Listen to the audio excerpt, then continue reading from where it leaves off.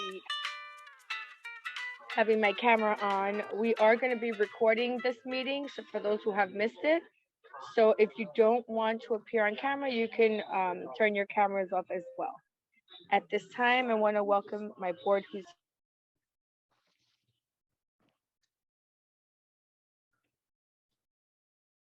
You- There you go. You were muted, Francis. okay. I'm looking down. Can you hear me now? Yes. The names, I see Rachel here.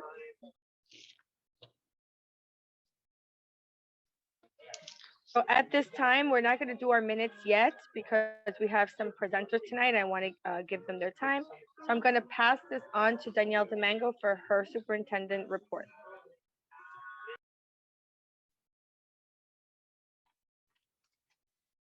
You're on mute, I Danielle. know. That's been my whole day. I've been on mute the whole day. So good evening, everyone.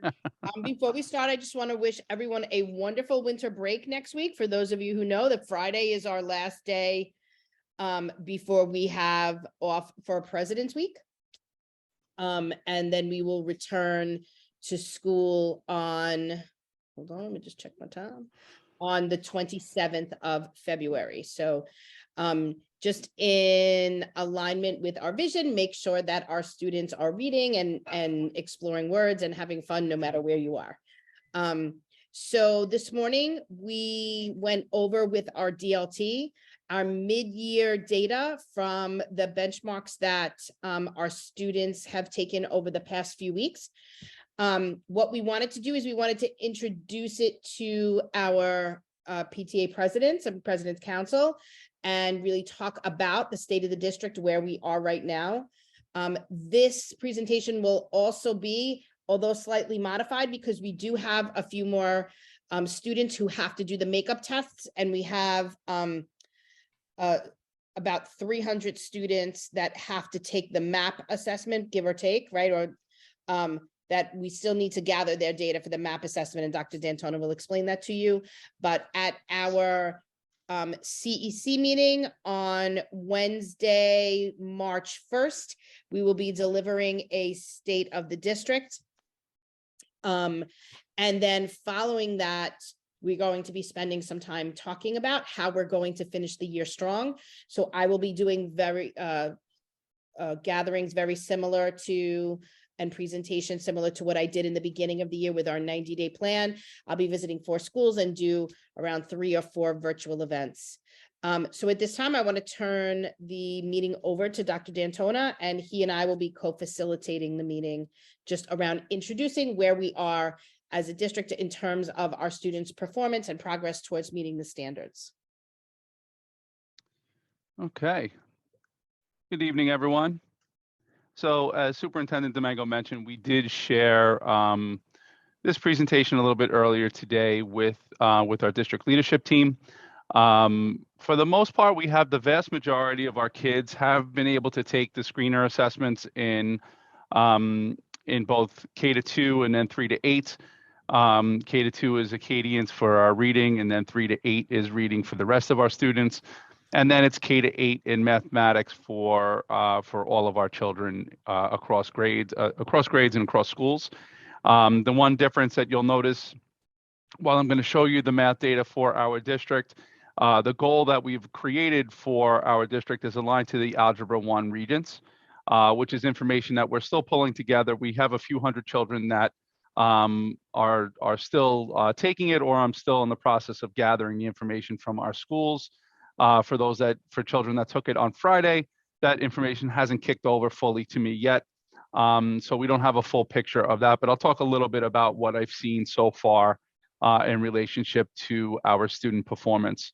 So what I'm going to share is the Acadians data by district, by our district according to subgroup.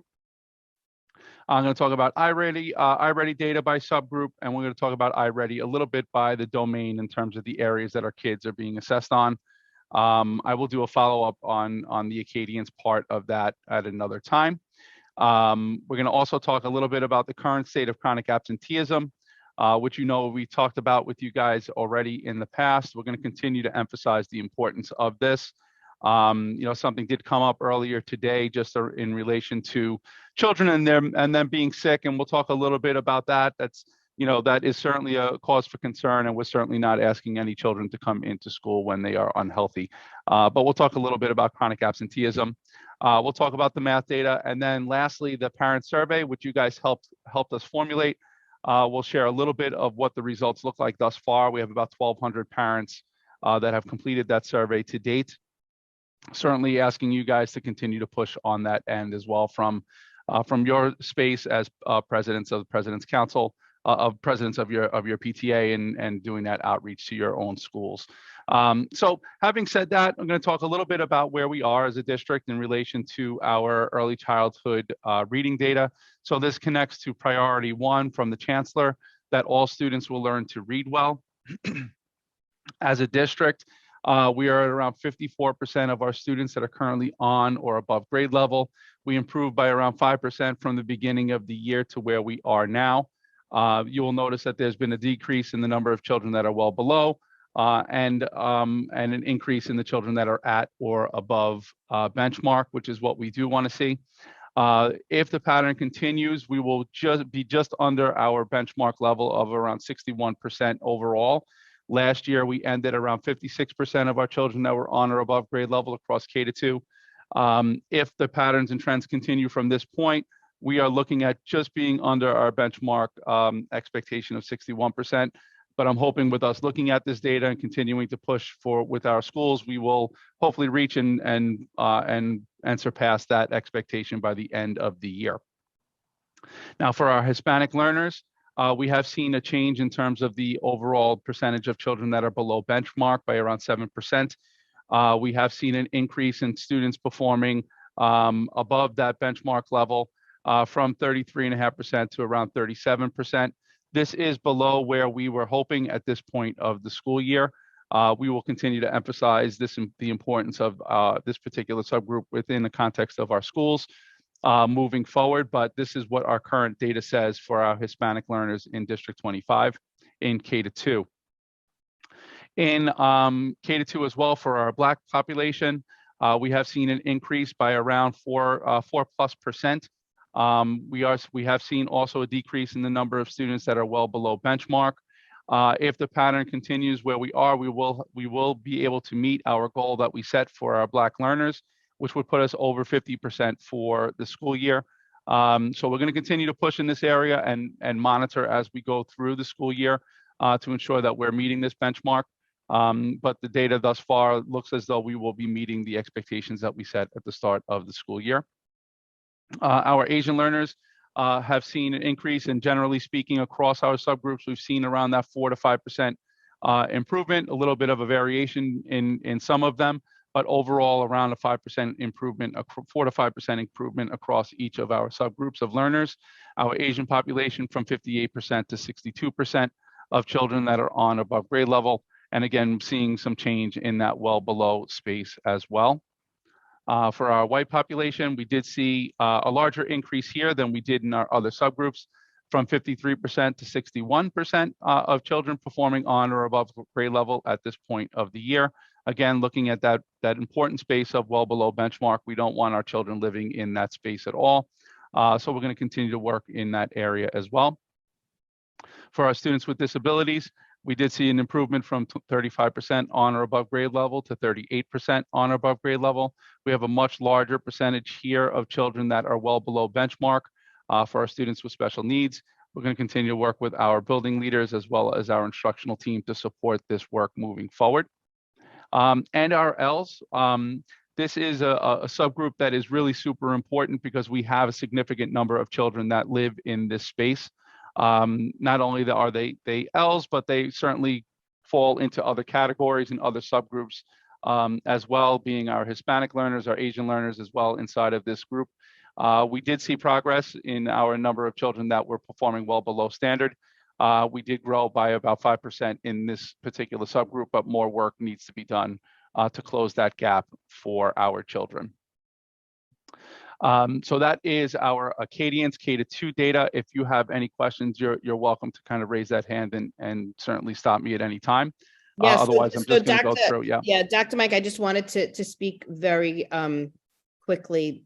You know, part of the work that we talked about in meeting our And I know that you heard me speak earlier in the year about our two initiatives, our Learning to Read and our Reading to Learn. So what Dr. D'Antona is talking about right now is our Learning to Read initiative, which was the work that we engaged in around supporting our teachers and the district team going into classrooms to make sure that our phonics and phonemic awareness programs were where they needed to be. We offered professional learning both during the school day as well as after school for teachers who wanted to engage in deeper learning around our two programs, Foundations and Hegarty. This past month, we spent time in classrooms with administrators looking to make sure that these programs were being done in a way that they were intended to be, and that our students and staff were growing in their understanding of phonics and phonemic awareness and overall teacher practice. The one thing that I can say from the transition that we've made is that students really do love the Foundations and Hegarty programs. Mhm. And that is coupled also with read alouds and other type of reading strategies that we are engaging in K-3 as well. But we are ensuring that this growth is in place because of the work that we're doing and will continue to do. So I see that, Dr. Mike, somebody's hands up from 184. Yeah, sure. Hi, my question is, are these improvements from goals set after COVID and seeing the decline in performance in students, or is this a performance above what we had before COVID?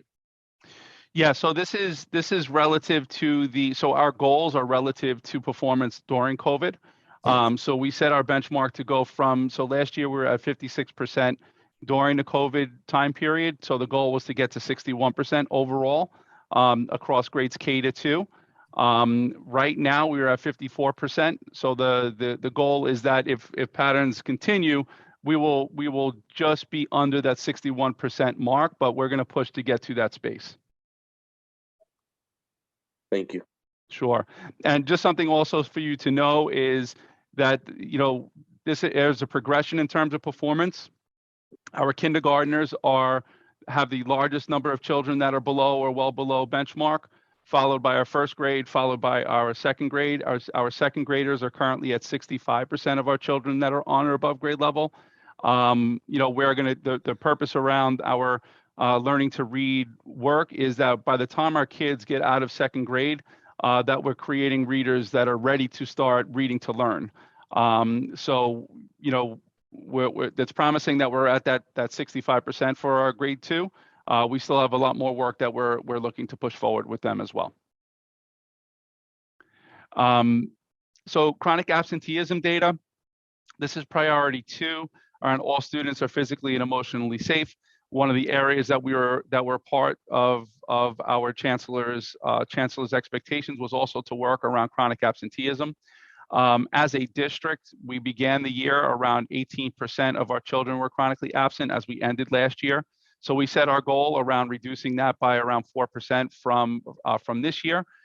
We have not seen that type of progress, and there are a number of variables that go into play here from COVID, the flu, and various other viruses that have certainly hit our district. But we do want to make sure that everyone's aware of what the current information is. Now, as a district, we are currently at 24% of our children in District 25, if the year were to end today, would be deemed as chronically absent. We have a number of our children that are currently at risk, which means that they haven't met the 18-day threshold to be deemed chronically out. And this includes our children that are in pre-K and kindergarten. The state doesn't necessarily include them, but we do because it's an important part of our work. We want to make sure that we're consistently emphasizing the importance of our children being in attendance on a daily basis. Our two subgroups that have the highest percentage of chronic absenteeism rate are Hispanic and Black learners. Our other subgroups as well are just as significant in the high 20s, our white population in the high 20s. We have very few of our Native American, Native Hawaiian population, but those are amongst our larger subgroups in the district. So one of the things that we are continuing to do is push into our case teams. And our case teams, if you're not aware what those are, each of our schools has a group of staff members that are dedicated to looking at attendance rates on a daily basis and connecting with our families, providing supports as needed to make sure that our children are in school on a day-to-day basis. And obviously that notwithstanding, children that are out sick. Children that have the flu and or virus, we're not expecting them to be in school, but it's around those other days perhaps when children are out that we're looking to make sure that we're there to support so that our kids are in attendance every day. One of the things that we are pushing forward with, we made a partnership with an organization that promotes STEM types of opportunities. So these will be extended to our children that are currently at risk or currently are chronically absent, to really bolster that opportunity for them moving forward. So we're excited about that partnership. Yep, Yeah. Dr. Mike, we also have our attendance manager who's been going into schools and meeting with groups of students and engaging in activities such as mindfulness. We are really encouraging our students and families to set good habits where unless you are ill, you are prioritizing being in school. Any questions about around that particular data set? And this is something we share with schools on a monthly basis, in terms of where we currently are, so that everyone has the awareness and consistent mindset around improving these outcomes as we go forward. PS 184 has their hand raised. I had a question about what the threshold is that you use to determine chronic absent. Chronic absenteeism is if you are absent 10% or more of the school year, which comes out to 2 days a month, approximately 2 days a month. So it starts in September. And so one of the things we've been spending some time explaining to parents is that you can come in and out of that world. So let's just say you're sick for the first month of school and you're out 5 days, you would be listed as chronically absent. And then one of the things that our case team does is twofold. For students who have chronic absent issues, they work with them separately. But for those who have had illnesses, let's just say the flu or COVID, and they've been out of school for a week, they make sure that when they're returning to school, they don't necessarily feel that anxiety and they're able to transition back. Okay, thank you. Sure. Okay, guys, and priority 3 is that all students have a high quality academic experience. This was our third goal that we established at the district level, and this was moving from this space of K-2 learning to 3-8 learning for children, specifically around reading, because that is one of our focal points this year. In reading, we did see improvements in terms of outcomes from where we were at the beginning of the year to where we are now, and you'll notice that just based on the patterns and trends within our bars here. Our blue bar is where we currently moved to from the orange bar where we were before.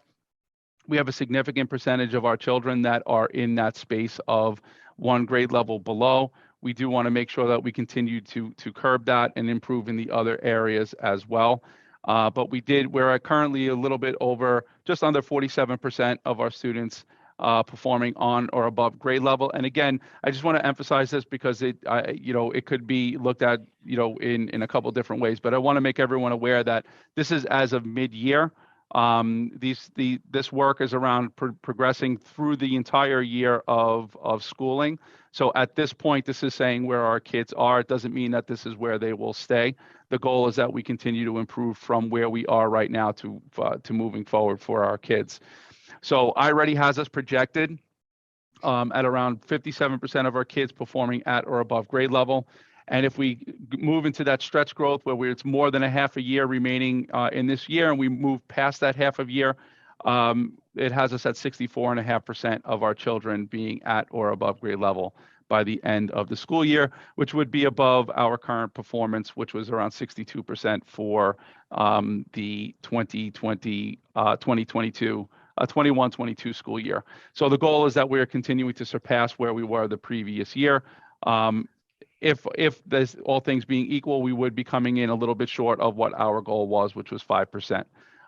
But we're continuing to work with our schools and building in our MTSS structures to provide those intensive supports and in classroom supports through small group instruction and like to build and bolster this work moving forward for all of our kids. You will see for our Hispanic learners, while we did see progress here, particularly with our children multiple grade levels below, we did see improvement with the number of children that are on or above grade level, that we do have a lot more work to do here. We did move from 27% of our children that were on or above grade level, from 19% of our children on or above grade level to about 27% at mid-year. Projections are that we'll be at around 38% and stretch growth around 46%, which would have us under expectations for this time of the school year. All this information is something that we're talking about with our schools and with our teams to build on this work moving forward. Our Black population, similarly, as to the other groups, we are seeing progress across each of the areas, which is important. We did see almost a 9% change in children that were multiple grade levels below standard, which is what we want to be able to see here, and those children moving up into that 1 grade level below. Current performance is at 30+% of children that are currently on or above grade level, with iReady having us, if we were to reach stretch growth, to be over 53% of children on or above grade level, which would allow us to meet the expectations for that goal for this particular subgroup. Our white population did see growth from 37% to 48% from beginning of the year to now. iReady projects that our white learners will be at 60+% proficient and 69% plus proficient if they achieve stretch growth. Similar patterns here where we're seeing a reduction in level groups that are in that 3 or more grade levels below, 2 or more grade levels below. And that's what we want to be able to see, continuing that progress moving forward into the end of the school year. Our Asian learners, also similar types of pattern. The percentage here is from 47.5% to 59+% of our children that were on or above grade level. iReady projects that this particular population will be at 69% or above on the end of year. Those are the children that would be on or above grade level, with stretch growth stretching us to almost 76% on or above if our students meet stretch growth. Students with disabilities, we did see an 11% change here in children that are performing 3 or more grade levels below. That's this bar on the bottom. We're happy to see that progression. Change in terms of on or above grade level from 11 to 17%. iReady has us projected at 26% of our students that would be meeting the standards by the end of the year, and 34% stretch growth. And if we do reach those benchmarks, that will be the highest levels that we've received for our children with special needs at this point. For our L learners, similar type of scenario. We do have a lot of work to do here with our Ls. It continues to be a subgroup that we need to work on and improve outcomes for. Typically, our range of performance at the end of the year for our English language learners is around 17%, was last year. Currently, we're at 9% of our children that are on or above grade level. iReady projects us at 13% with on or above with stretch growth around 19%. So we're going to continue to work on this particular subgroup as well as the year goes on for our L learners. When we're talking about across subgroups, across grade levels, you'll see that the grade that wound up having the greatest improvement was our grade 3. We did see a change of around 15% performance change for our kids in grade 3. And each grade saw a decrease in the percentage of students 2 or more grade levels below by around 8%, which is important because that's the space that we want to continue to improve, moving those kids into that space of reading proficiency from the time the year begins to the time the year ends. Areas where we're seeing that progress has been made, specifically for children now, K1 and 2 in iReady, not all children are tested here, so this is not a full representation of the district. We primarily use it for kids in grades 3 to 8. Some schools choose to administer this as well. This was at the end of the fall. We see percentages that are up in the 60s, in some cases the 70% of children below grade level in terms of comprehension. This has had a shift. We have made improvements here. We do know that informational text is an area that we need to continue to support our kids in, as well as vocabulary development across grade levels. So that's kind of a brief snapshot of where we are across grades and across subgroups for our iReady data. I see that, I'm not sure what your name is, sir, from 184, but feel free to open up that mic. My name is Carlos. So, Danielle, you're on mute, Danielle. I'm sorry, Carlos, just 1 second, because I know that that Francis wanted us to be finished by 7. So I want to kind of go through the rest of that, and then we'll answer any questions that parents have. Thank you. So Dr. D, if you can actually kind of just go a little bit. I'll run through the rest of them. Sure, no problem. No problem. But before he does, I just want to say something really important for families and things that you as parent leaders should be looking for that are really important.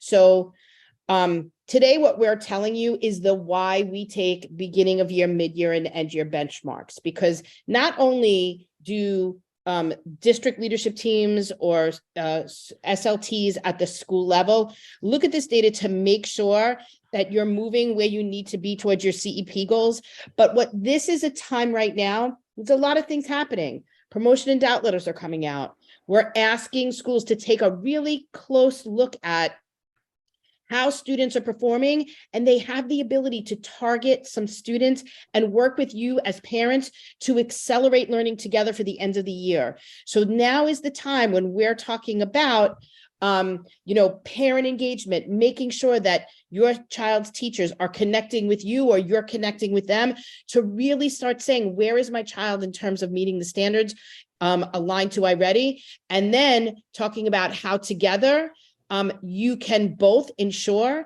that your children are getting what they need in order to meet the standards. That's what's really an important part of this work. So Dr. D'Antona and I have spent this time really communicating to the public, but we're also going to be working very strategically with our school leadership as well as teachers to make sure that they know their students well and that they are addressing the instructional core to make sure that students are really getting the specific areas and attention paid to the specific areas that they need in order to make progress and meet the standards. Okay, sorry, go ahead, Dr. Yeah, so I'll do this part pretty quickly. The patterns across subgroups continue to exist. You'll see a similar pattern here in terms of performance.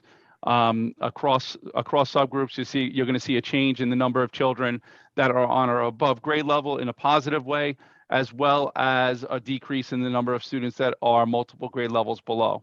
Now, regardless of subgroup, this particular section so overall we're at around 42% of our children currently on or above grade level as of mid-year.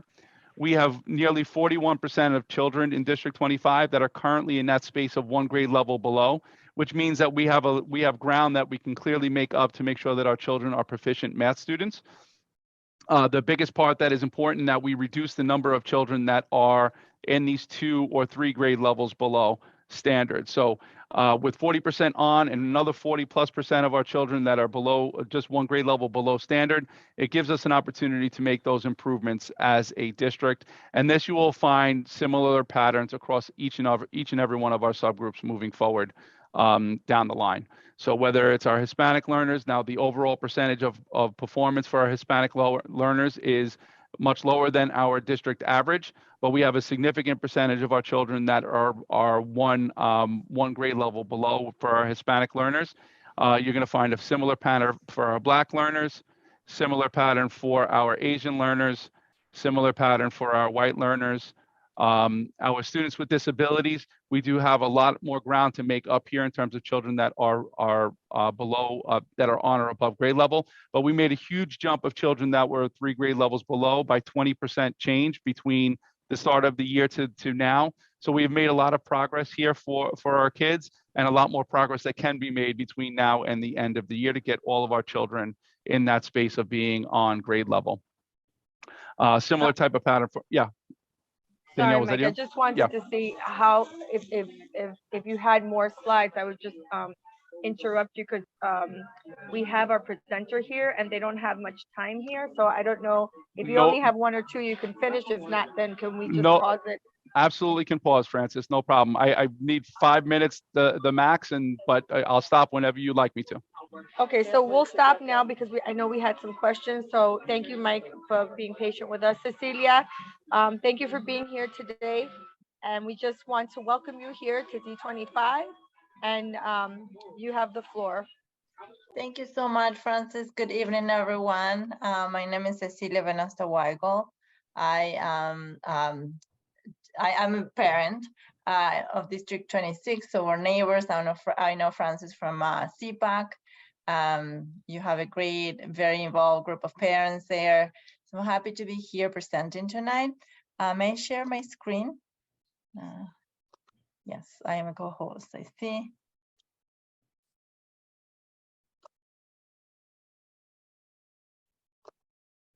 Can everyone see the screen? Yes. Great. And I really appreciate you being flexible with your schedule, Michael. It's very nice of you. We are swamped with, with presentations. So,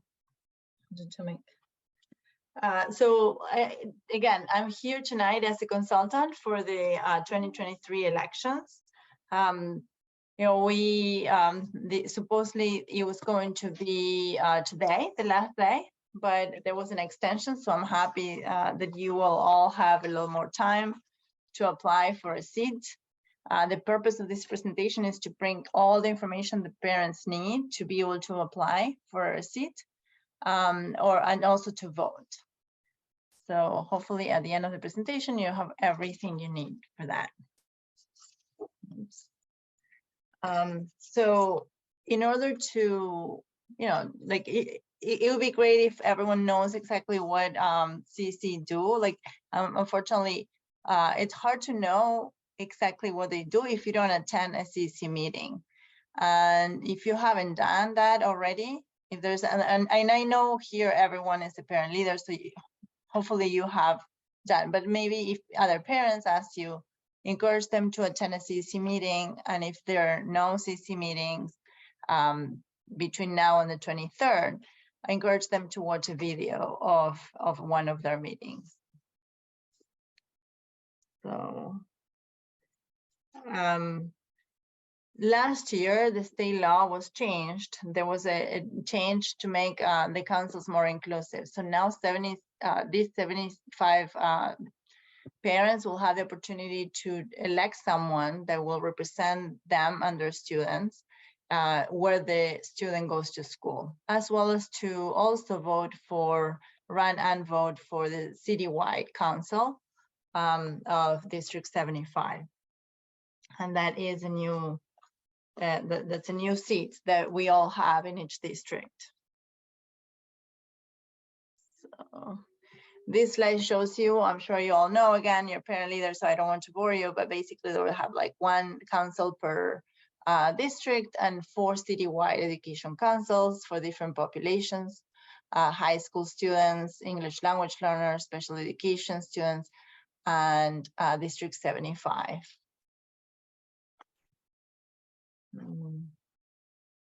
So this shows you the composition of how many elected members and how many appointees each council has. The community education councils have 12 voting members per council. 10 of them are elected and 2 are appointed by the borough president. The citywide have 11 voting members, 9 are elected and 2 are appointed by the public advocate, except for the citywide council on high schools, which has 13. 10 are elected, 1 is an appointee by the public advocate, and 2 are appointed. One of those appointed members is a parent of an English language learner, and another a parent of a special education student. This is just an example of what councils do. They host town halls with the chancellor, advise on education policies, collaborate with superintendents to improve student achievement. They decide on zoning lines and consult on school co-locations, which is a hot topic right now. And they also evaluate the superintendent and present that evaluation to the chancellor. The citywide education councils advise and comment on policies affecting their populations. They hold hearings on capital plans and capital improvements. They issue annual reports on how effectively their constituents are served by the Department of Education, and they also make recommendations on how to improve schools.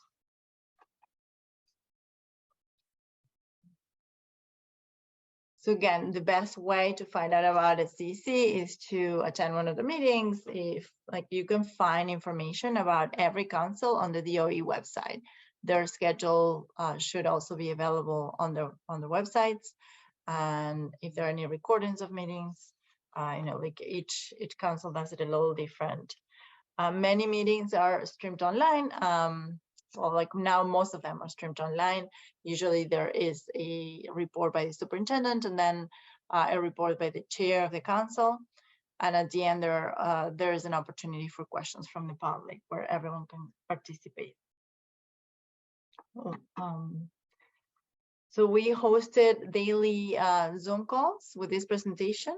There are videos of it. So if you know of any parents, like today it was the last day of the info sessions that we presented, but they were recorded. So there are recordings in every language. So if you would like to have a recording in any language, please let us know and we'll send it to you. And they are also on the website as well. So who elects the members of the councils? What you do. In 2019, the law around education councils was changed. And now every single parent that has a student in the New York City public schools can vote. These elections used to be very close, only a couple of members from each PTA could vote. Now every parent can vote. So make sure that you have your NICSA account. I'll talk a little bit more about that. And that you have your own. Do not use your spouse's account because you may have your spouse run instead of you or vote instead of you. Again, we're using, the Department of Education is using NICSA, and that account is where you see all the important information about your kids. So if you'd like to run or you just apply and you're wondering what happens next, we will send you a confirmation email that we have received your application. And from that moment, you can start your campaign. In the DOE website, you'll find all the do's and don'ts. So you'll see what you can do and what you cannot do in your campaign. Okay. So it is important to know that it is a commitment to be a council member. It is extremely rewarding. Parents who have participated can tell you that it's work, but it's rewarding. You can actually make changes on education policy. On top of the mandatory meetings that you'll have to attend, that are monthly meetings, council members will be expected to participate in committees, as well as taking part in working groups, and you'll be the liaison between schools and the council. All the work is voluntary. Unfortunately, it is not paid. There is a small reimbursement for childcare, but on the positive side, you'll have the opportunity to attend professional development, and you can use those skills that you develop not only for this job but for other jobs as well.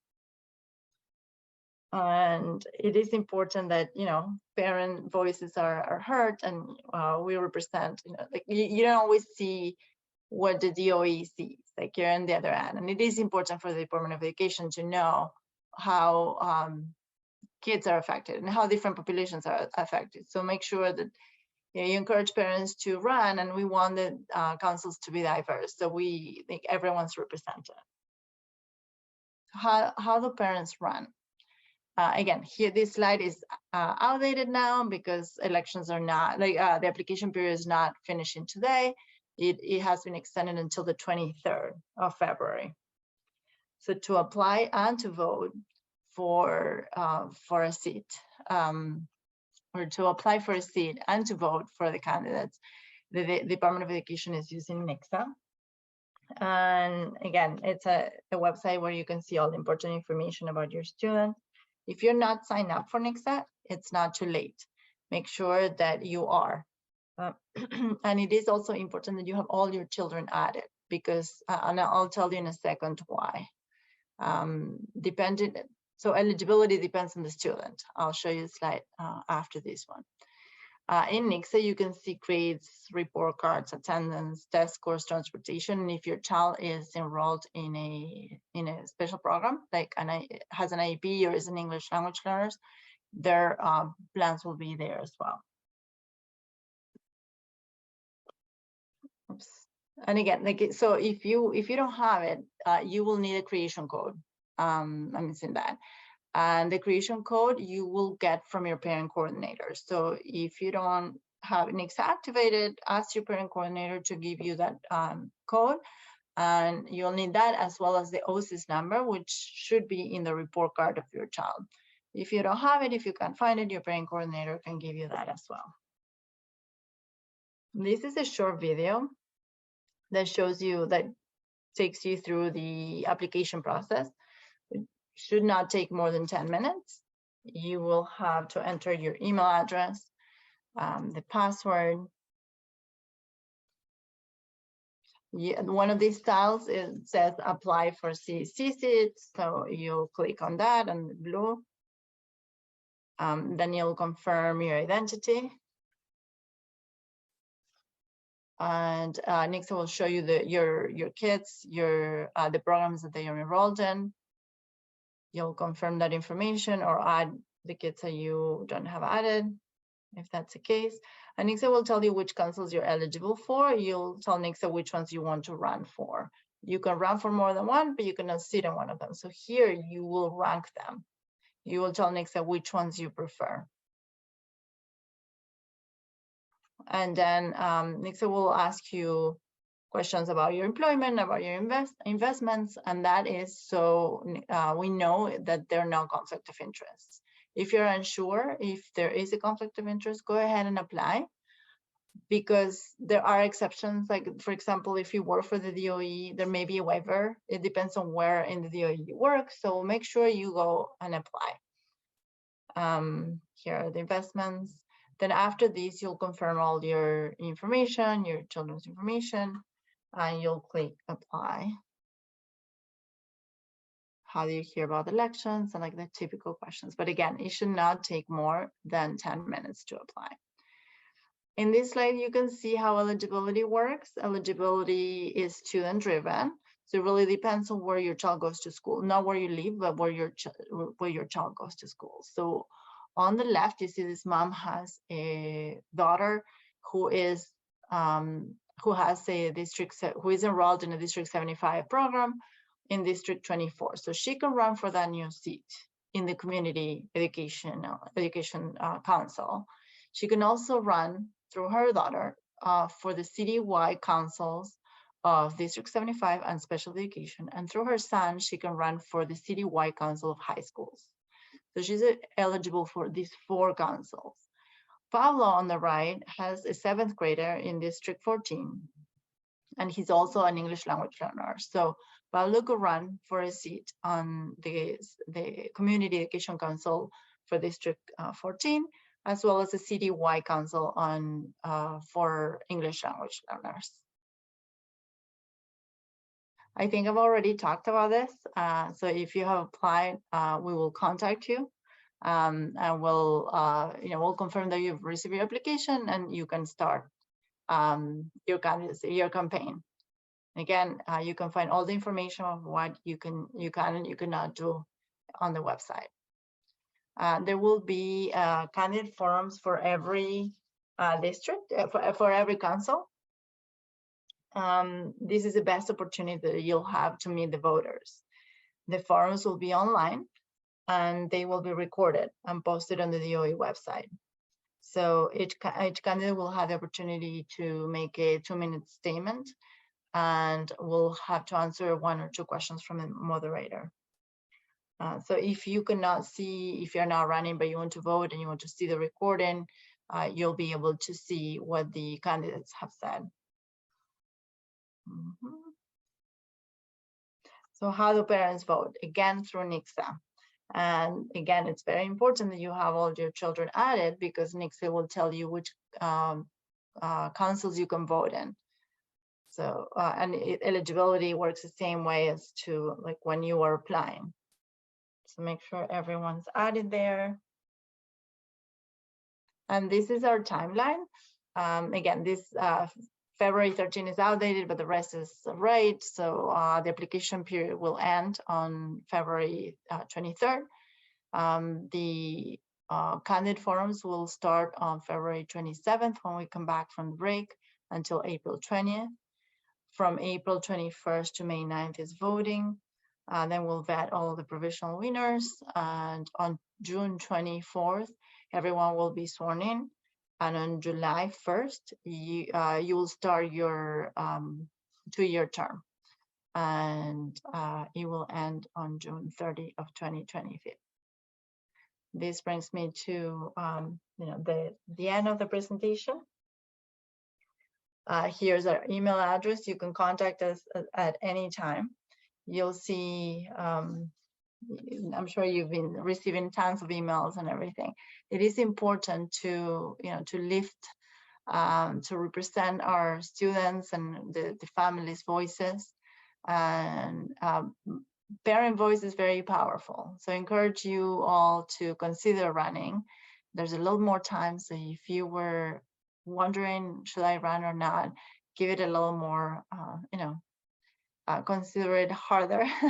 And we would love for, as many, the more candidates, the better. We want to make sure that the strongest parents get elected for this term on councils.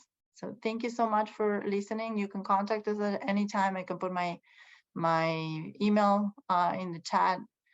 Send me questions anytime, but I'm also happy to answer any questions that you may have now. I see that there's a question here. Hi, my name is Carlos. I wanted to know, you said that they've the council have made changes with parents that have been in the council meetings, but what changes have they made recently? So the changes that have happened are, so there is one more seat per council, and that is reserved for districts, for any parent of a student that's enrolled in a District 75 program. And the other change that happened in 2019 is that every parent can vote now. It used not to, it wasn't the case before. Now every single parent can vote. So that's the last change that the councils have made. The last change was the District 75 seat. So, yeah. So, no, I'm not trying to bicker, but in the last 2 years, the last change they made is in 2019, and there hasn't been anything else that the councils have made. No, like. Can I speak? I could speak specifically to District 25 if that's so. Francis, do you mind if I know Cecilia, I could speak after you left. I know you're on a time limit, so I didn't want to interrupt you. Yes, No, Brian, you go ahead. It's okay. Oh. So, Carlos, a couple of things that the CEC has done in District 25 specifically is, we're one of the most overcrowded districts in New York City. And without the help and the push of the CEC, we would not have as many construction projects as we do in terms of extensions. We have new schools in so various areas across the district. We have actually one new school that was taken over with a Catholic school, but we have 2 brand new builds coming online.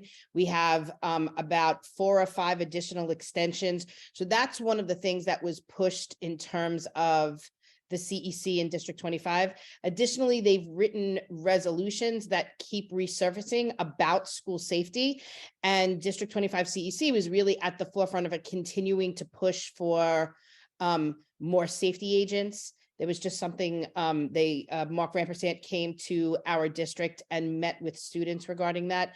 So the CEC is a voice. Things don't happen and change doesn't happen right away, but they are a consistent voice for the needs across our schools. Yeah, I just Changes wanna, I'm sorry, this is Francis. I just wanted to interject that I think, Carlos, I think you misunderstood what Cecilia said. She said that the changes of the CC and how we vote. The elections specifically, right? Yeah. That wasn't done by the CEC. That was done probably by the the Department of Education who made those changes, but the CEC puts in a lot of hours once a month, just like President's Council, and they, travel to schools and they put projects on lists to see what schools need what in our district. So there's a lot of things that the CEC does do, but I think that you misunderstood that in those 4 years, that's all they did, and that's not CEC work. That's just the changes that have been made for CEC and the positions they've added. I hope Oh. that clears it up. Right, That does. Thank you so much. that is, sorry, that is correct. I was talking about the changes in the election process. And I'm here to, to share how the election, the application for to run and how to vote work. But absolutely, I'm not familiar with the changes that District 25 in particular have done, but thank you, Daniel, and thank you, Francis.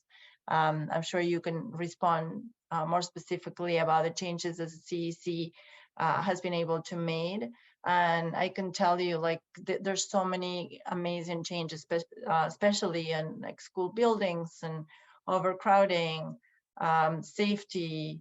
The CEC has a very powerful voice. So if you want to see any changes, I encourage you to consider applying. Again, it's work, but it is worth it.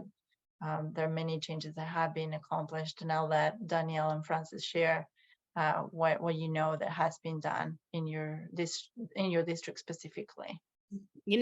Cecilia, I want to add one additional piece is that the parents of our CEC have also made a push for schools to really communicate with families differently of our IEP students. And the CEC has actually written in their bylaws that 2 times a year, the district and the city present to our community around the ways that we go about doing that. Mhm. Sorry, Danielle, I was being called by another meeting. I have a couple of other presentations tonight.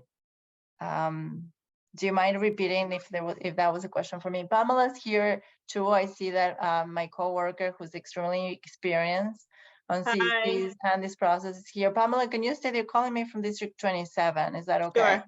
Sure. Okay. Sure. Thank you everyone for having me. I'm sorry we have to jump off, but we are trying to be with as many parents as we can. Thank you for coming, Cecilia. You're welcome. Nice to see you, Francis. Bye, everyone. Bye-bye. Hi, Esther. So do you need to do any other questions you need me to answer? Are there any other questions? There's nothing in the chat.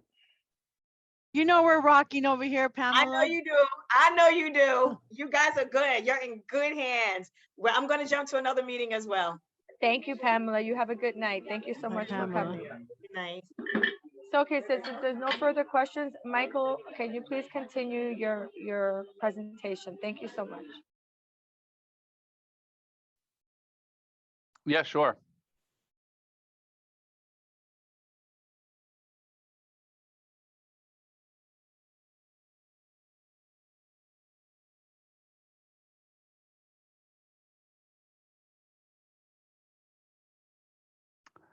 Okay, I think I kind of zoomed past the math space just to kind of land on this last part of the conversation. So for us at the district, we landed on Algebra 1 being a focus area for us, as the percentage of our children that were able to achieve that 80 plus on the Regents exam was something that we wanted to revisit as a district. And continue that push forward for our students. Part of that was making sure that the assessments that we were giving were more aligned.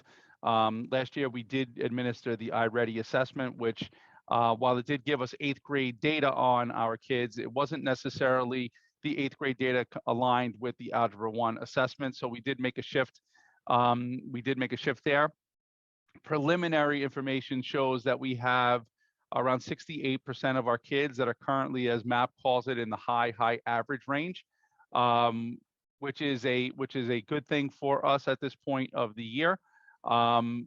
I will have a much clearer idea, as we still had a couple hundred children that had taken the assessment on Friday, and that data has not made its way back over to me just yet. Be happy to share, follow-up information with you guys once all of that data does come out and is shared with me, hopefully in the very near future. So, but promising data nonetheless in relation to our children that are taking the Algebra 1 Regents. We have upwards of 1,400 eighth graders that are slated to take the Regents this year, which is really pretty exciting that we do have that many children.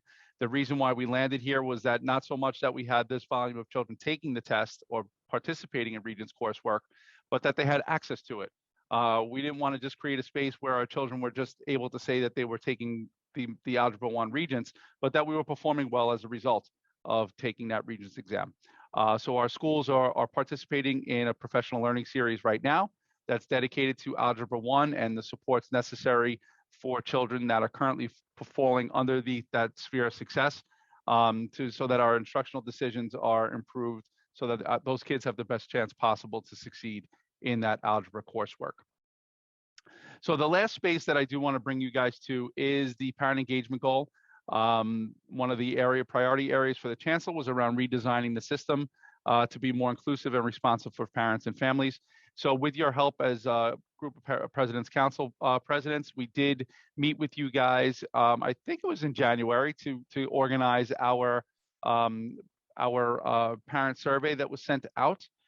We sent it out from the district level. We did share it with you guys prior to it being sent, and we have gotten some preliminary data back thus far, and I'll go through this pretty quickly. Overarching, the data was relatively positive, but there are spaces for us to really think about and think through, and we certainly ask you as presidents from President's Council to give us some of your thoughts on it. So in terms of responses to this particular question around having attended a general meeting other than a PTA meeting, this is something that we do want to pay attention to, and it calls to why we're talking about this parent involvement, parent engagement, parent empowerment space. Almost 46% of our families have said that they had not attended a general meeting other than a PTA meeting. So we do want to make sure that we're building on that for sure. How comfortable do our families feel in terms of connecting with our children's school? Just under 82% of our families said that they are comfortable. Just under 3% felt that they disagreed, and just under 16% of families neither agreed or disagreed. I tend to lump those together because if you're not agreeing or you're agreeing, that says that we want to do more to make sure that you do feel comfortable. In terms of having opportunities to provide feedback, just under 74% of our families said that they were able to. Just about 5% said that they disagreed, that they did not have that opportunity, and under 22% felt that they neither agreed or disagreed.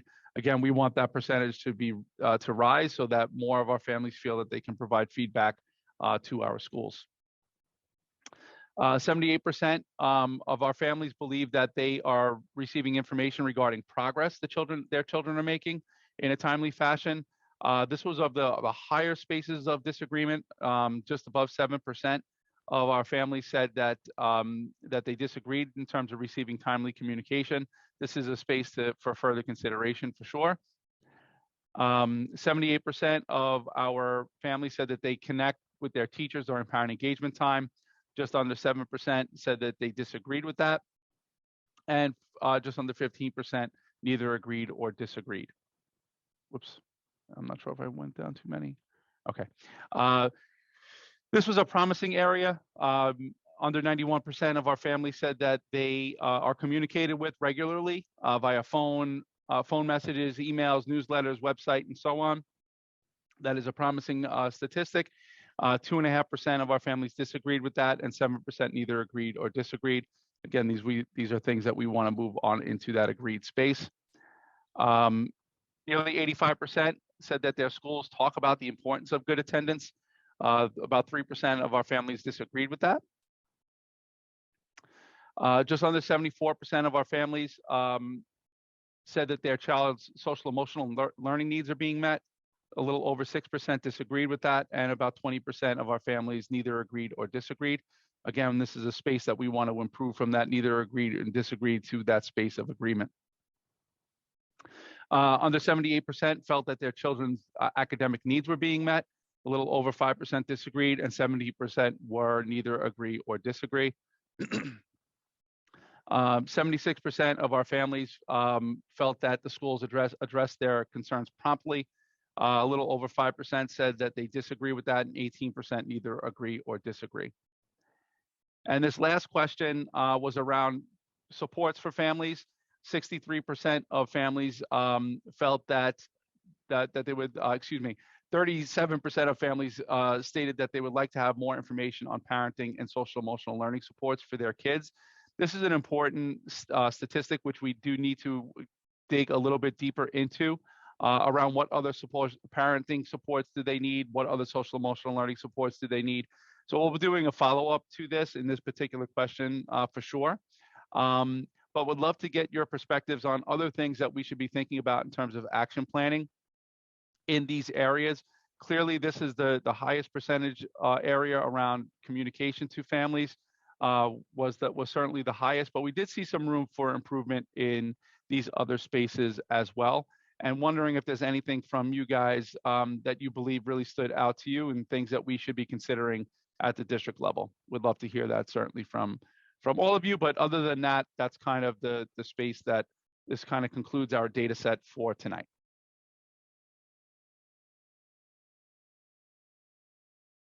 Yes, Carlos, I think that's Carlos. Yep. Yes. Yeah, so I have a question. You mentioned earlier about,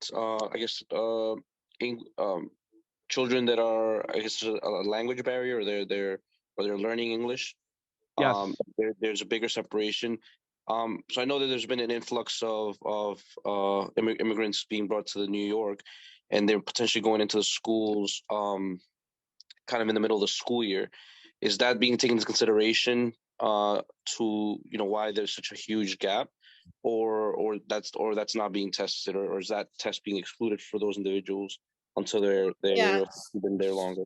Yeah. So Carlos, one of the first things that I say is that since I've been working in the district for 26 years, and Flushing has always been a hub of immigration. So where I think other districts may be feeling an influx of new language learners, we have always had consistency in these students, and at different times of year, depending upon different countries' school year and when the school year ends. So normally from January through March, we get an influx of new language learners, the same with September. So we as a district have always had to address meeting their needs and how we can support their learning, especially in literacy within the classrooms. But to answer your question, new language learners in math are tested right away, but in ELA, they're not tested for a year when they enter the country. But the tests that we're giving them for beginning of year and mid-year benchmark, that does not apply. They do take the tests, so we can support them along the way to see where they are. And then as part of schools, really looking at how to meet the needs of students in certain ways. Our new language learners and where they are in language acquisition is taken into consideration. We also have somebody at the district office, Michelle Lee. She's been working, actually, she was just at 184 last week. She's been working with schools and teachers across all classrooms, as well as school leaders to ask them what their culture of supporting those learners are and how we can further provide our staff with professional learning to continue to support these students. Thank you so much. That's really good to know. Yeah, and that's a great question, Carlos, especially because our L's, as we test out our L's, and we do a really good job of getting our children to become language proficient that are English language learners. But as we test children out, we have a new batch of children that comes in. So it's that ever ongoing cycle of new children that come in that do have those language needs. And it's especially certainly in our middle significant for us. school, right? Yeah. especially middle school. So one of the things we said was we work very strategically to support our new language learners, especially in our earlier grades where they test out early, because we are using our phonics and phonemic awareness programs as well as our learning to read model. It gets a little bit more difficult when students come to us in middle school and they're held to the same content standards as all other middle schoolers. So there's a lot of different ways that we approach teachers in helping to be inclusive of the needs of language when planning lessons. I definitely appreciate that. You know, I'm one of those children, or at least when I was a child, I came from another country. So it's good to know that it's being kept at a reasonable level, so it doesn't drop the overall grades of the school or the district, and that attention is being given. That's wonderful to hear. Yeah. Thank you. And it's also something we track. You know, one of the things you'll always hear me say is if you are a teacher in District 25, you're a teacher of new language learners. Because we have them coming. You know, we are that hub, and we're very proud of the diversity of the district. So that translates into the classrooms. I also have to include that working on my daughter's homework, that I'm really impressed with like the level of education. And this is me, I guess, with a faulty memory of what I remember kindergarten and pre-K and things like that. Or I don't know if I had pre-K when I was younger, but but I'm really impressed with the level of education that our children are getting. And I also have older nephews, so it's just really good to know that I'm surprised that the results are not better than what we're seeing, but I think So that are we. So are we. Thank you, Carlos. But you know, Carlos, one of the reasons why we thought it was so important to do this today is because it does take a partnership. And especially now, if we as adults are working together to know where our students are in terms of grade level standards, and we're providing parents with the tools to support at home, that homeschool connection, I think we will get better. And that's why we're focusing so strategically and strongly on building parent leadership, parent engagement, and parent empowerment across the district. I have a comment, a question. Hi, I'm Lisa Castillo. Thank you, Carlos. Can I speak? No. Can I? Yeah, oh yeah, of course. Well, you know, Lisa, Lisa came into our DLT meeting today, and it wasn't a forum that she could just speak, but in this space, this is a forum. So go ahead, Lisa.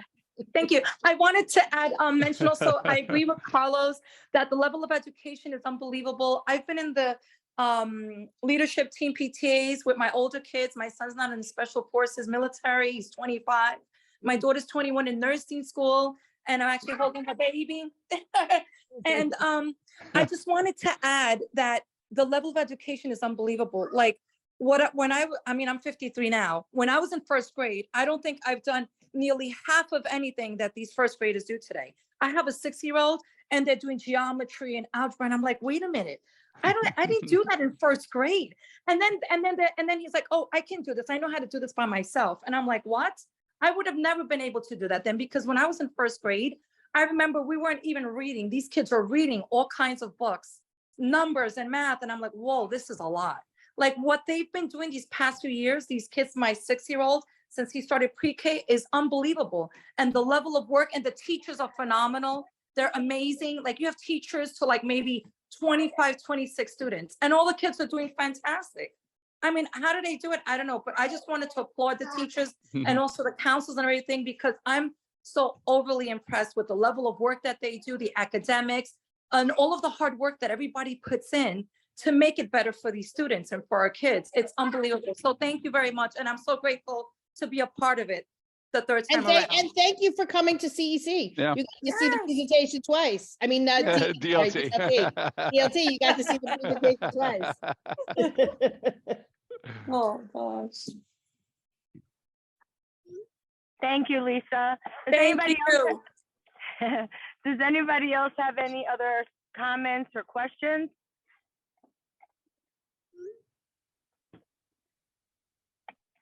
Oh, And I let me wanted just to say, add, I'm sorry, Francis, I if want I to can add one just, more thing. oh yeah, go ahead. I'm sorry, I'll be quick. I just wanted to say that it's also very important for parents to get involved. Like being on the PTA executive board as an officer for many years, it makes a huge difference in your child, in your children's lives, in their education. When they see that you're involved as a parent, whether you attend meetings, whether you're on the PTA and you're volunteering and you're handling events, and they see in school, they know that they have to work harder and that they have to do well because they don't want to mess things up, right? You know, you're there, you're working, they see you. It makes a huge difference when parents get involved and really voice their concerns and speak to the teachers. All of the parent involvement makes a huge difference. I just wanted to say that that's why I think a lot of kids tend to do a lot better because they see that their parents are involved. Thank you, Lisa. And that Thank is so you. true. Parents, when you get involved, you make a difference in your community and your children do see the difference. Rachel, I see your hand up. Yes, I was wondering, are the schools gonna get these results on a school level? Yes, Yep. so the schools have them. And one of the, so we do, Dr. D'Antona and I do what's called a state of the district, but each of our schools does a state of the school. And that is to talk about where we are as a school and what are some of the things that we are going to do to accelerate and finish stronger and support our students. But it is also, and it's information for parents to start asking specifically Yeah. about the needs of their individual child and where those needs are being met. It could be in the classroom where we talk about tier 1 MTSS supports to say like you're approaching grade level standards and the teacher understands where you are and can address it with instruction. But there may be other types of tier 2 and tier 3 MTSS programs that are necessary in order for your child to move towards meeting the standards. That's where we start talking about some before and after school. Are there MTSS periods during the day where they can be pulled out to be helped? But that's why we said, I think, you know, I've gotten the question over the years, like, why do we take these tests? And one of the things that Dr. D'Antona and I think it's really important to do is to show parents how we use this information to engage in data chats with our principals. So starting right after the break, Dr. D'Antona and I are going to be sitting with each and every individual principal and talking to them about their data and saying, okay, so here's your strong points, but here's some areas you need to focus on. What is that going to look like over the next 3 or 4 months? And how are you going to communicate that to your families? So it is something I think we've built some very strong systems in being comfortable in having conversations, even in areas that we're weak in, right? So what are some of the things that we've done?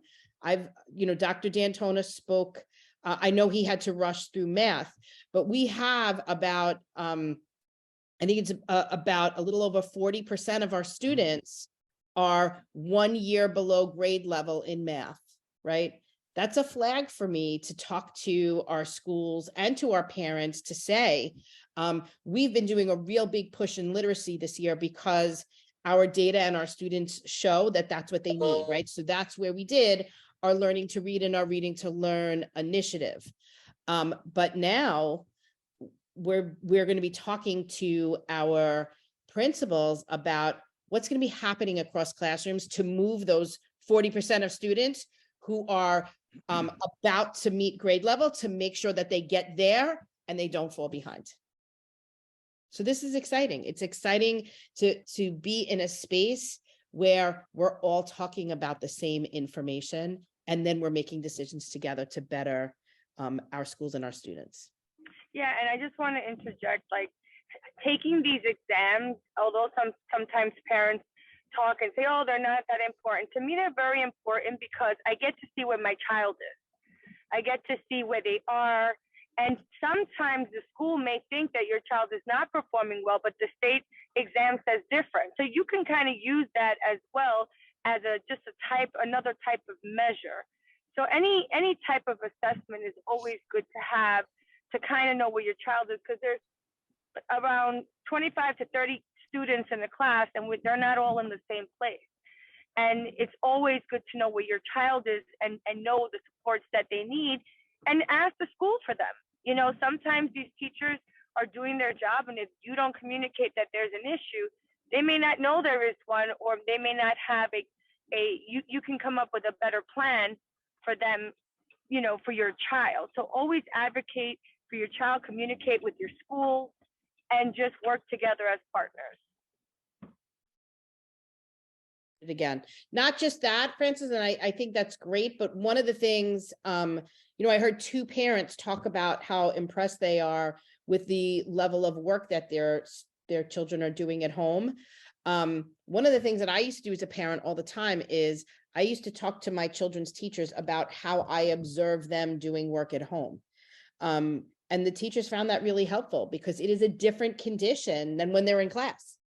So it could be part of either parent engagement time that happens weekly across all of our schools, parent-teacher conferences, or whenever you would like to engage with your child's teacher to just share that information, to say, like, you know, every once in a while, my son had to get up no matter what kind of teacher it was.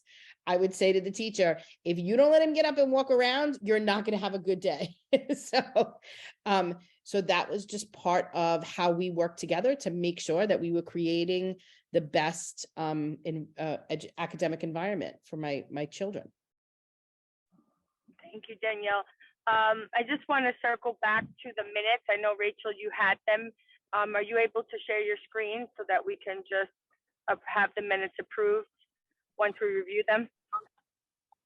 I think I need to be made co-host. Everyone can share. Okay.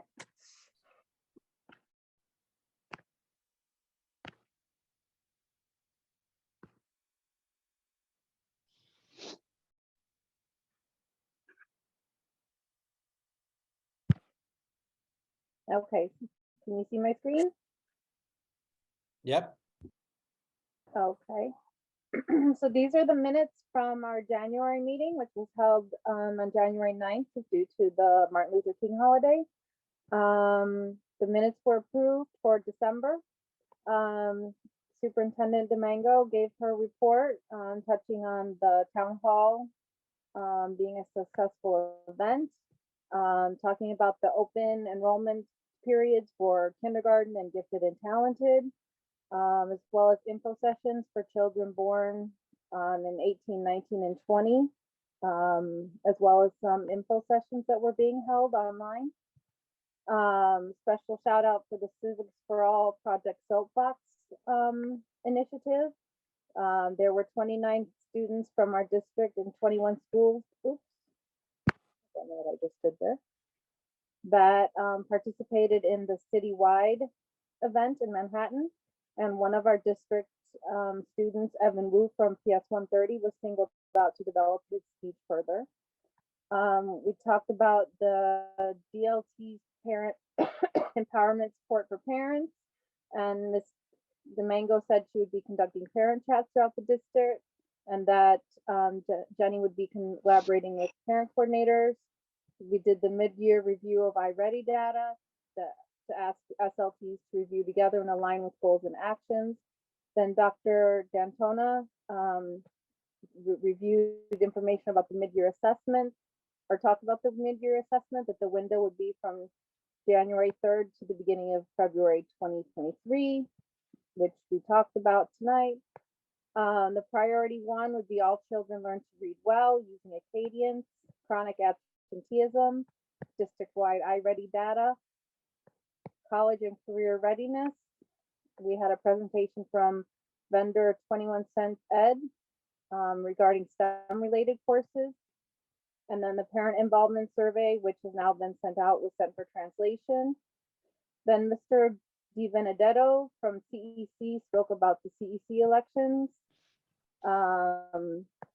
The President's Council in April 17th will be used for nominees to have the opportunity to speak to the voting public, mentioning about the 9 elected members from pre-K to 8, 1 D25 member, and the 2 borough appointees.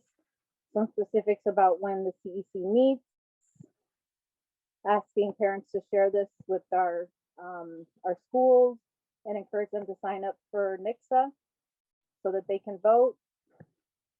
During the questions portion, Esther reminded PTAs about the interim financial report due 1/31.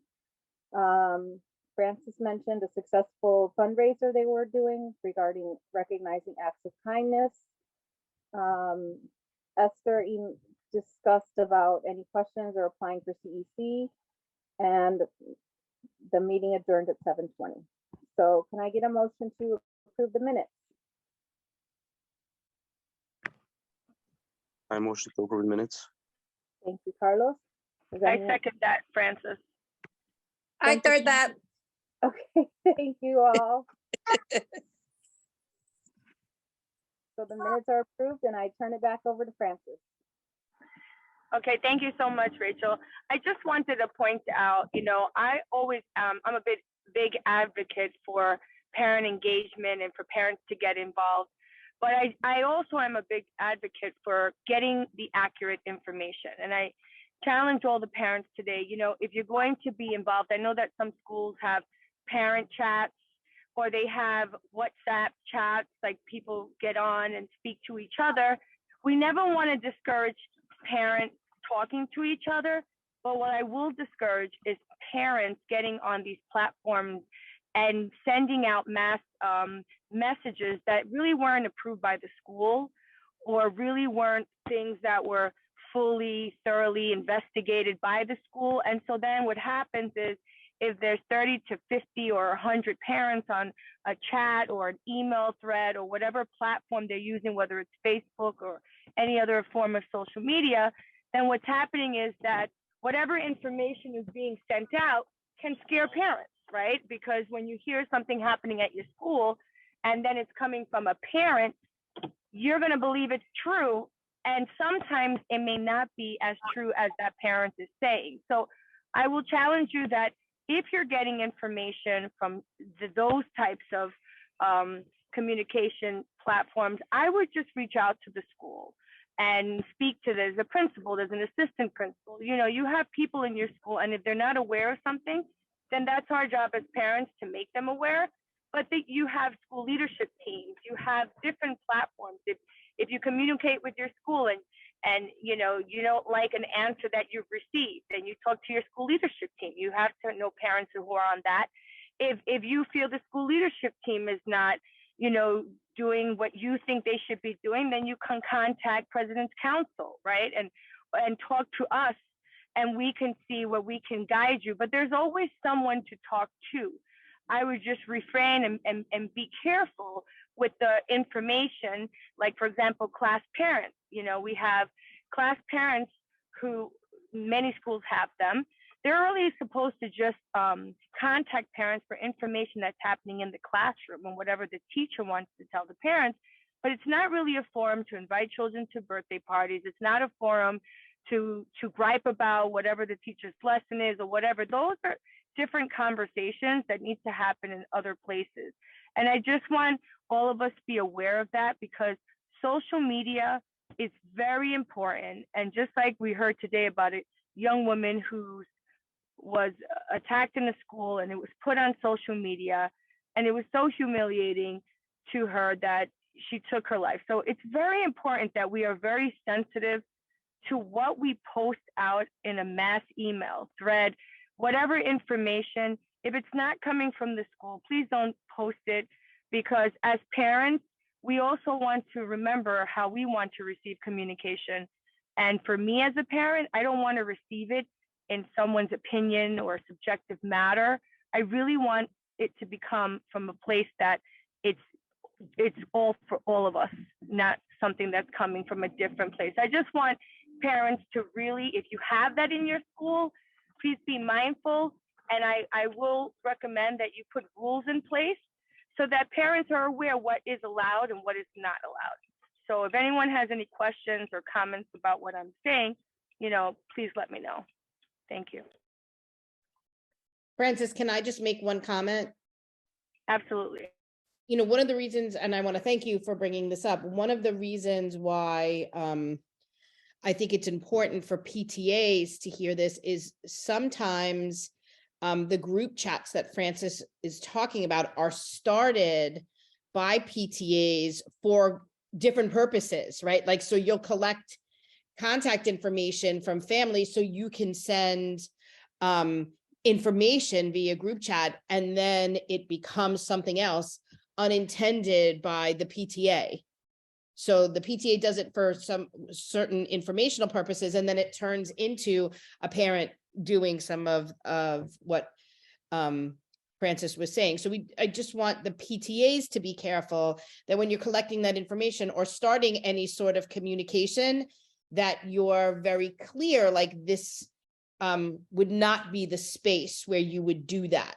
You know, like there's other forums by which, and you don't even have to name those forums, you know, like they could, you know, where Francis said, I value parent voice and parent communication. It doesn't, you know, have to always just come from us. We want parents to have relationships. However, if it's done in an organized way, such as through a PTA or a class parent, we would just say like to have those guidelines and boundaries if possible.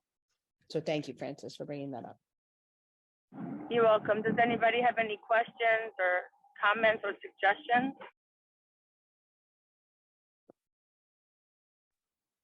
Okay, at this time, have a question. Oh, go ahead. Go. It's Lisa Castillo. Could it be possible? I know what you just said about PTA. I mean, I'm an acting co-PTA president because we started we went in a charter school. That didn't work out. So I went back to the public school he went to, and we, unfortunately, I couldn't go back to being co-PTA. So I'm the acting co-PTA president, but I know that what's discussed in these types of meetings, you don't just discuss unless you have accurate information to share with the other PTA officers. But is there a way, or is there something that you would want, or in a way that you would want the PTA officers like to be able to relate this message to the PTA officers at the school? Is there something that you would like us to say, or a way that you would like us to relate the information? Or specific information that was at the meeting? Any information that we say here, we want you to bring back to your schools and your PTAs and your parents to just let them know, you know, but we just want to make sure that whatever, you know, sometimes parents will, like, we always want to protect the students as well, right? We don't want parents arguing with each other on these platforms and naming students or naming situations that happen in the school. That's very important. We also have to be careful when we post flyers and events happening in our school, and, you know, giving out a time, especially on social media, where anyone can see it, not just members from the community. So we just always have to be mindful of that, you know, because we always, at the end of the day, want to protect our families and our community. So yeah, bring this information to everyone. And if it's something that's happening, if you have this sort of platform in your school, kind of just think about the rules and boundaries that parents need to know, so parents know what to write in these or where to go for these types of questions. Because like when Lisa, you came today to the DLT, it was a forum where you may not have realized, but now you know there's different forums. You have the SLT, you have the President's Council, you have the CPAC. There's so many different forums. And even at a CEC, where we have to wait till the end of the meeting to be recognized when they open it up for questions. So every forum is different, but there is a forum for everything that we need as parents. So if you feel unheard, you know, you come here, you go to your school, there's always someone to listen in our community. And our superintendent is very open to parent voice, and that's why she's chats in your school. So if you feel your school needs a parent chat where you want to hear more parent voices, we can help you with that. So let us know. Thank you so much. I again, and just for the record, I don't post anything that goes on at private meetings on social media. I have my own private social media, and then the school has their own social media, but I never post anything. Whatever the school posts is because they're posting on their own, but I don't share any type of this stuff with, you know, with my social media. No, we don't mind sharing. We just want to make sure that people are mindful when they Right. share and the information that they're sharing. Yeah, so, That's all. so can I just give you a personal example? So my daughter's graduating high school this year. And on Facebook, they have a Seaford class of 2023 page. And on that page goes all information about graduation, like, oh, this is due, the baby pictures are due today, and this is due today. And I love that. I need that because I'm a mess when it comes to that stuff. But one of the rules of that piece is like, if you have any complaints about the school or graduation or whatever, don't put that there. This is a purely informational site and a place for parents to ask questions about that. And so the parents follow those directions because the administrators of the group are very clear, like, this is what this is for. And like, if somebody does go on there and say something, they immediately say, like, this is a question for your administration, or please see your PTA, or whatever it is. But I think absent of those guidelines on my daughter's group, it could go in a different direction. That's, that's kind of the example that I wanted to mention. Thank you for that. I appreciate it. Thank you. And any other questions or suggestions? So I'm going to turn it over, before I do, to Rachel. We have the CEC forum coming up for those parents have put their name in the CEC positions and are potential candidates. That's going to be for our next President's Council meeting in March 20th. That whole meeting is just going to be the forum. So to be fair, we asked all the candidates the same question. So whether we're going to have 3 questions or 4 questions will depend on the time. But right now, from our community, which is whoever's present right now, we want to collect what questions we should be asking these candidates. So obviously, we need to ask questions about the work that we want to see, and not anything that would be personal or, for that matter. So I'm going to pass it over to Rachel. So you have any suggestions about questions we should be asking, we can write them down, and then we can then further hone it down to 3 to 4 questions. Okay, Rachel?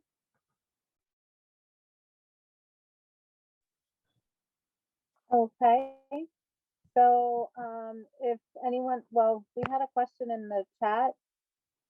I don't know if you want to address that before we move to the questions for the forum. Can you read me? I'm en route. Can you just read it to me? Sure. It's from Carlos. He says that his PTA executive board and I would like for him to just show the minutes and allow for some time for people to read on their own. Is he required to read aloud the minutes? The parent coordinator says yes, but he's just wondering if it can be changed based on request. The minutes of their PTA meeting he's talking about, or our minutes? No, the minutes from our PT. I'm also I'm the vice president. Yeah, during our meetings, we read the entire minutes based on what the parent coordinator has told us. But what we're asking is, in the future, can we just do a summary like you guys did tonight? Yeah, usually, we don't want to, read every single word. We usually, everyone does it differently. You can actually just show the minutes and give a moment or 2 of silence for them to read it on their own. Or you can do a summary like we did. I don't really recommend reading word for word because you want people to hang on to your meeting, right? So that can get gruesome. I know for me, it gets, reading it, unless someone's asking for certain sentences to be read out loud. But no, you don't have to. You can just show it. And most places, they just scroll down, give a few minutes, and then they ask for a motion. But I believe, can I say something, Princess? I believe 184 for the longest has read all their minutes. You're talking years back. You guys can. I just don't recommend it because it gets a little. But you guys could go, if that's the the history or how it's been done at your school, you could definitely request to change it. You don't have to. You have choices, basically. How would you go about changing it? So it's not something that's on your bylaws. It's just something that you would say to your parent coordinator. I attended the President's Council they went ahead and, spot read or highlight it or summarize the minutes, we would like to take that into our school. I could talk to your parent coordinator tomorrow. That would be great. right. I would appreciate that. That'd I be will amazing. call her. I will call her first thing. Thank you. Okay, so back to the matter that Francis brought up about the questions that we want to ask the CEC candidates. Francis, before I take these questions down, I feel like I should disclose that I did nominate myself for the CEC, so I just want to make sure that it's okay that I am. Yay, Rachel. That, that's a good question, Esther. Any parent that would want to take Well, the you know notes. what? But these questions that we get, we're just collecting them. So you're not going to know which questions are going to be asked. Okay. Okay. And how we're going to put them together. It's just mostly for our community to know what they want. I mean, technically anybody here can be running. So we don't know, but thank you for disclosing that. But I mean, Esther, do you want to put some insight or? Esther, do you I think that's a really good question, Rachel. Do you know if maybe they get the questions in advance? I don't know how that works. I believe not. I don't think we've ever given them the questions before. I just know that they introduce themselves and then they're asked. I know that they've asked all the candidates in the past the same question, but I don't think they give it to them before. Well, they were in the last CPAC meeting, they wanted all our President's Council to speak to our communities about questions that we want to ask our candidates. So, I mean, in our community, there can be so many people running. So, As of right now, I think we're at 22, but we do have a meeting tomorrow with Facebook, which will give us the update of how many applications we have. Since the deadline was today, we're hopefully going to get more parents willing to apply for the seat. So we have 10 more days to push.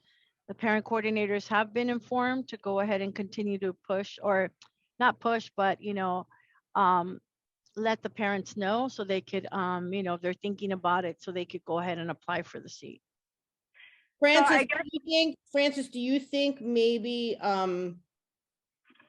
Esther can ask that question tomorrow and then we could hold a special meeting? Or if maybe do you have the phone number of the lady who was just here? Maybe you could ask her. Cecilia? Yeah, maybe. It's a great, honestly, Rachel, it's a great question. It's, No, it's a great question, but at the same time, we have to collect the questions from our community. So it's like, right. What I'm saying is I don't mind leaving so you guys can collect the questions. I have no problem with that. What I will do then at this point, trying to think if you want. It's recorded. It is recorded, right? Louis, are you recording this? Yeah. What's Cecilia's last name? I'm looking for Venostro. And we post it, right? Don't we post all of our? No, we don't post the questions as the No, council. but I'm saying we post the President's Council meetings The online. recordings are, the recording is. Yeah. What's her last name? Venostra, Venosta. She's hyphenated. Okay. W-I. Is that the? Ceci, the last name is W-I-Y-G-U-I or G-U-L. I'm sorry, G-U-L. Can't see. All right, I'm telling her to come back. So for now, I'll just. Funny, I was trying to invite Pamela. Yeah, what's her name? Pamela Johnson. I like her. What I'll do is, in the meantime, then, just to make it more broad, can you guys just write down what you want to see you know, in a CEC, like what do you want us to ask about maybe the work that, you know, remember, we have to ask the same questions to everyone. So. All right, Cecilia's coming back. Didn't you, Louis, didn't you guys have questions for us last? You know, time that you presented? I don't remember that. Francis, We I think did. did you We just say do have Cecilia's questions. coming back? Cecilia's coming back, Louis, you just said? Yep, she's on her way. Oh, for some reason, Francis, I feel like we got a list of questions that we picked the night of, maybe? No, we had a list from years before that Donna Savedo did, and we went ahead and picked some of those, and then Well, Francis, we can also make a Google form and people can submit questions to you. Okay. Are you running for CEC? No, I'm just kidding. No, I'm not. But like, you know what I Not mean? Like, that I it could don't be want like to, it could be like anonymous. Oh, Cecilia's back. Okay, good. All right, so now I forgot the question. Ask her. Cecilia, can she hear us? Oh, no, Yeah, not yet. I guess so, yeah. Cecilia? Yes, I'm here. Hi. Thank you for coming. So we have a really good question. So we were told to kind of speak to our communities on what kind of questions we would want to ask our CEC candidates. So we are about to do that, and one of our members is running. So how do we go about doing that? Because anyone at this point, even after hearing the questions that could be asked, can run. So how do we go about getting those questions then? So I think, I mean, I don't think I have to confirm. I think I do have the answer. So if you, we were preparing the, how do you call it? Prep sessions for president councils. And we needed to make sure when you come to the prep sessions that you're not running. So basically, I would say that if anyone in the president council of District 25 is interested in running, I would say that the safest is to remove yourself from any conversation going forward. Lisa, if you're talking, you're muted. I'm sorry. Should I remove myself? I feel If so you're, bad. if you are running, yes. Yes, I think. I haven't completed the application yet, but you know. if Yeah. you're, yeah. So Yeah. should I myself now? I think what we can do, like what Louis suggested, was a Google form that will be sent to us about what ideas of questions, and then, you know, we'll look at it. I'm not running, so I could look at it, and then we can kind of pick 3 or 4 questions that we would think would be fair to all candidates. Louis, can you do that? Yeah, that's no problem. It could be, do you want it to be anonymous, or do you want them to submit their name? Or do you want them to be able to submit their name, but they don't have to? I would submit the names. Well, it doesn't really matter. It's up to you, but Yeah. So Francis, the first, and Luis, so the first prep session for president councils is on Wednesday Okay. at 6 p.m. So you guys can come and you can take it from there, unless you're already preparing now. Do you know when your forum is? March 20th. Next month, yeah.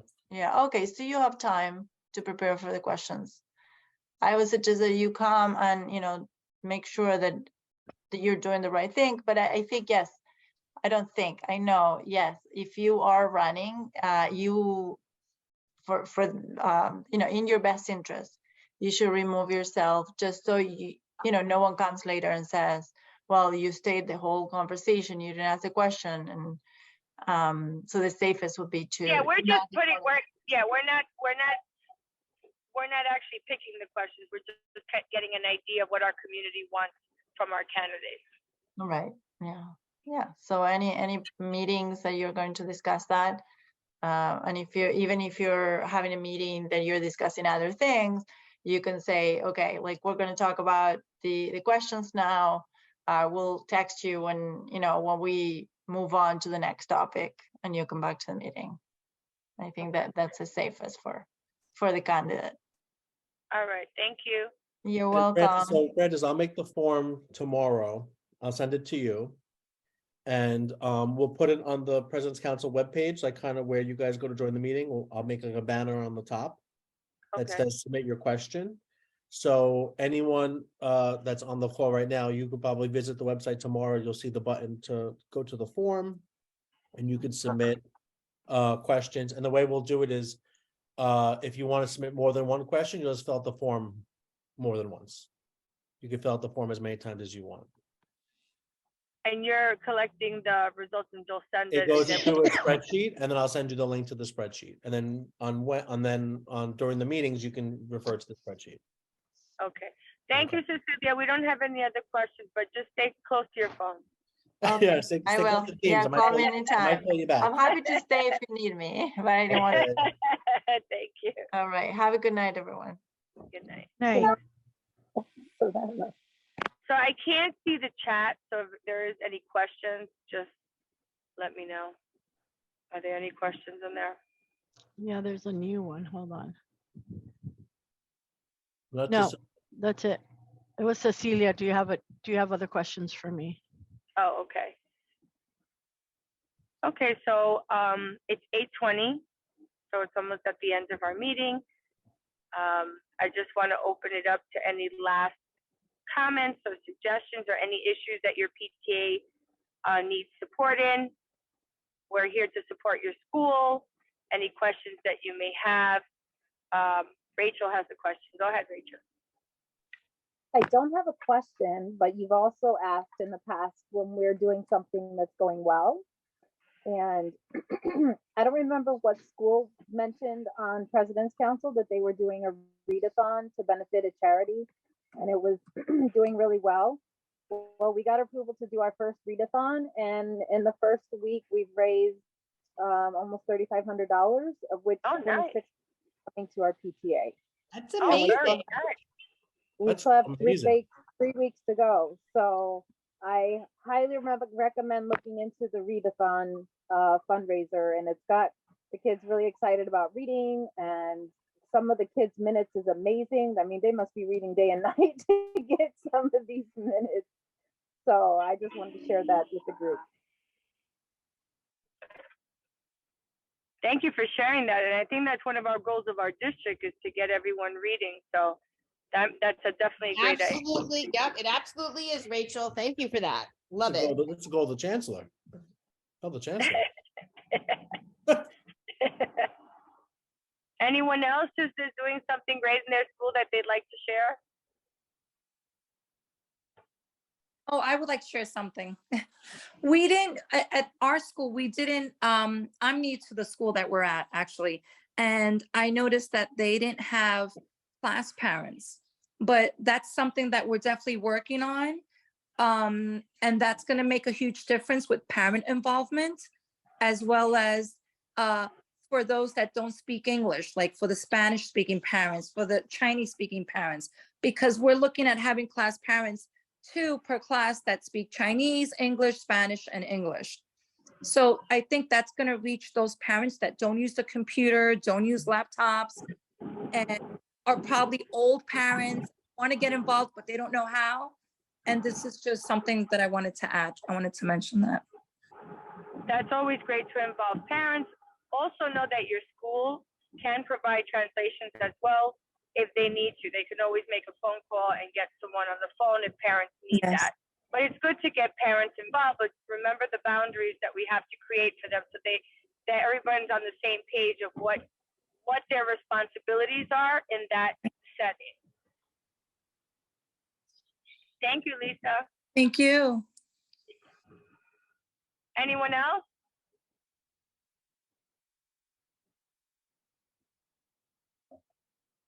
Okay, so if there's nothing else, I'd like to make a motion to end the meeting. I make a motion to end the meeting. This is Rachel. 8:24. Can I get someone to second it? I second the motion, Carla. Thank you, Carlos. So at this time, the meeting's over. Thank you so much for being the parent leaders that you are. We could never be one of the best districts here in New York City without you. So we appreciate your time, your leadership, and please keep volunteering and helping our district and supporting your school. So have a great night.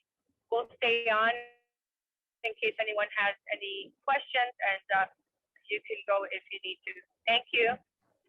Night, Have a great everybody. night, everyone. Thank you, everyone. Thank you. Good night, thank you. Good night. Thank you.